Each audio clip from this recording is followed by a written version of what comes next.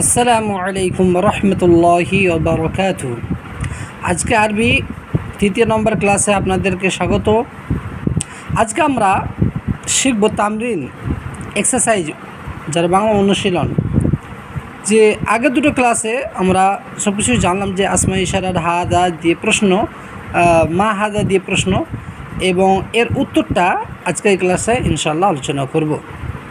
তো যেনারা এই বই দেখে ভাবছেন শিখব, বা এই বই যাদের আছে, এই বইটার নাম হচ্ছে দুরুসুল লুগাতুল আরাবিয়া ইজি আরবিক কোর্স। এটা মদিনা ইউনিভার্সিটির, এটা পড়ানো হয়। লেখক হচ্ছেন প্রফেসর ভি আব্দুর রহিম। তো যাই হোক, আজকে আমরা তৃতীয় দিনের ক্লাসে আমরা চলে এসেছি। যেনারা আগের দুটো ক্লাস দেখেননি তেনারা ইউটিউবে আমার ছাড়া আছে, দেখে নেবেন। যাই হোক, বেশি কথা না বলে আজকে শুরু করা যায়। প্রথমে আরবিতে একটা প্রশ্নবোধক চিহ্ন, মা হাযা, মানে এটা কি।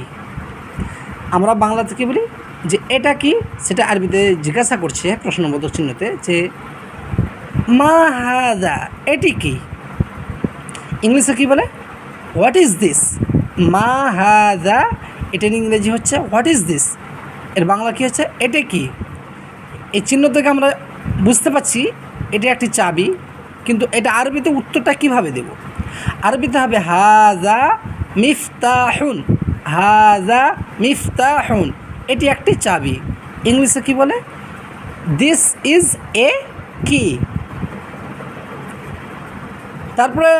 তারপর লাইনে আসুন।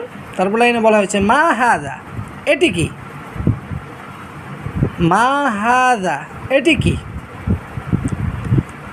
ইংরেজিতে কী বলবে, হোয়াট ইজ দিস, এটি কি। আরবিতে উত্তরটা হবে যে হাযা কিতাবুন, হাযা কিতাবুন, এটি একটি বই। ইংরেজিতে কী বলবে, দিস ইজ এ বুক। তারপর লাইনটা আসুন।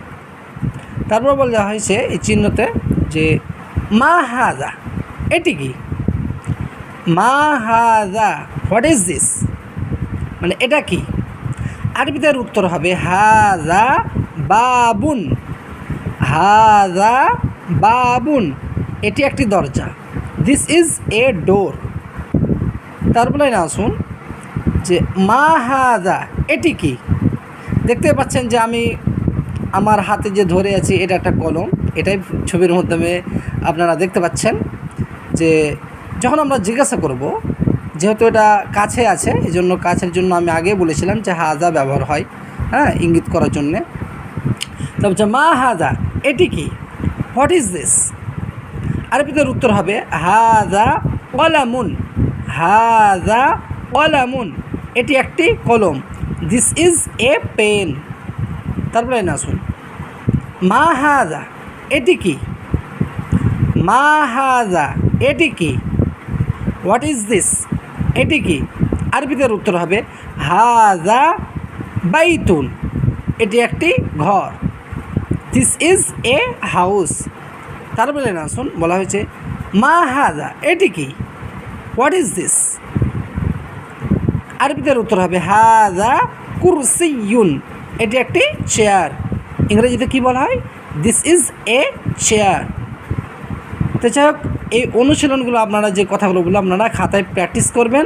আর যেনারা প্র্যাকটিস করার ক্ষেত্রে যদি আরবি লিখতে না পারেন আমাকে কমেন্ট করবেন, ইনশাআল্লাহ এই লিখেগুলো আমি কমেন্ট সেকশানে আমি দিয়ে দেবো। তো যাই হোক, যেনারা আরবি ভাষা আরও বাংলা সহজ ভাষা এইভাবে শিখতে চান, তেনারা আমার এই চ্যানেলটাকে সাবস্ক্রাইব করবেন এবং লাইক করবেন, একটা শেয়ার করবেন।